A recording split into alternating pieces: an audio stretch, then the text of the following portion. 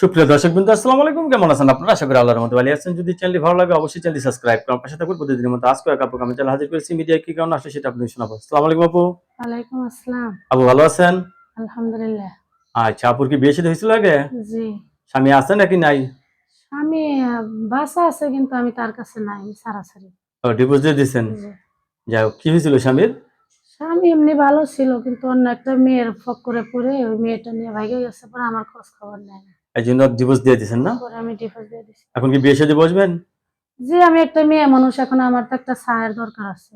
ছেলের যে বয়সের সমস্যা আছে?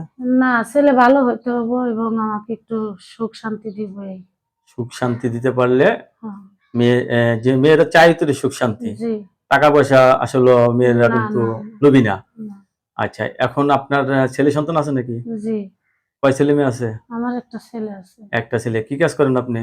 আমি কাজ করি, ও যে সময় কাজ পাই ও কাজই করি, কিন্তু বাসা বাড়ির কাজ করতাম। এখন ওই কাজ আমার পোষে না। ওই কাজ পোষে না। পোষে না। এখন আপনি ভাড়া থাকি, অনেক টাকা খরচ। ভাড়া থাকেন, অনেক টাকা খরচ হয়ে যায়। তাহলে এখন তো খরচ বেশি। আচ্ছা, শেষ পর্যন্ত আপনি সিদ্ধান্ত নিচ্ছেন আপনি জীবন সঙ্গী, কারণ একটা জি। নারী এভাবে চলতে পারে না। না, না, ছেলে যে ছায়া লাগে। বয়সেরই হোক কোনো হ্যাঁ। সমস্যা নেই, আপনি বিয়ে বসতে জি, চাচ্ছেন। জি। দর্শক, আপুর কথাগুলো শুনলেন। আপু অত্যন্ত সরল সোজা মানুষ। তো আপুর স্বামী চলে গেছে, আপুর সাথে কথা বলতে পারবেন। আপু কারোর সাথে খারাপ ব্যবহার করবেন না, ঠিক আছে? আচ্ছা। আপনাকে অশেষ ধন্যবাদ আমার চ্যানেল সম্বন্ধের জন্য। পরবর্তী টিমের ভিডিওর জন্য অবশ্যই অপেক্ষা করবেন।